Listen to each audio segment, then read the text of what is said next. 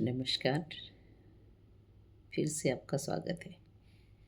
आज हम बात करेंगे योग एवं ध्यान।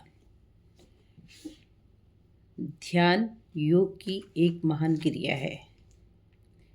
ध्यान करने से पहले हम आसनों द्वारा सबसे पहले अपने शरीर को साधते हैं।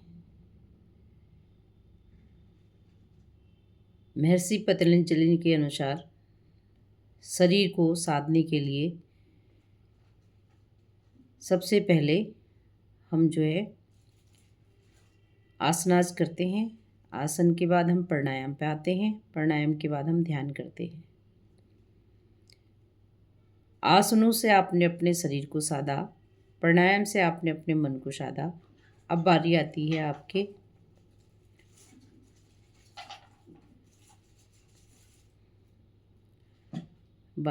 अब आपके मन को साधने की। तो उसके लिए ध्यान से बढ़कर कुछ नहीं है। तो ध्यान के लिए हमें क्या करना चाहिए, ध्यान के क्या फ़ायदे होते हैं, ध्यान क्यों करना चाहिए, ध्यान किस समय करना चाहिए। ध्यान करने के लिए सबसे अच्छा ब्रह्म मुहूर्त माना जाता है, यानी 4 बजे से 5:30-6 तक का टाइम। एक समय आप निर्धारित कर लीजिए कि इस समय मुझे ध्यान में बैठना ही बैठना है।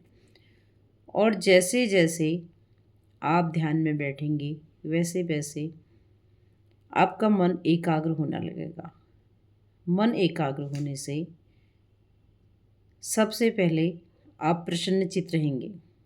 आपके चेहरे की कोई भी एक्ने, झाइयाँ, पिंपल्स, रिंकल्स धीरे धीरे अपने आप दूर होने लगेंगे। दूसरा, यदि आप सुबह के नित्य कर्म यानी शौच, स्नान, पूजा आदि के बाद ध्यान करेंगे, वो ध्यान आपको 100% फ़ायदा देगा। तीसरा, ध्यान करने से हमारा मन एकाग्र होता है, वो इधर उधर नहीं भटकता है।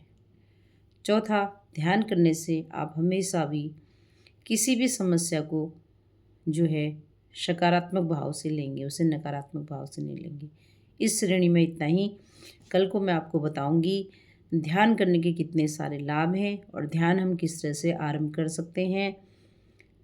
ध्यान के बाद समाधि होती है, वो केवल गृहस्थियों के लिए नहीं है, लेकिन फिर भी अगर हम ध्यान को भी कारगर बनाएंगे तो उससे ही जीवन में आप जो चाहें वो प्राप्त कर सकते हैं। ये कैसे किया जाता है, ये मैं कल आपको करके बनाऊंगी। आज के लिए इतना ही। नमस्कार।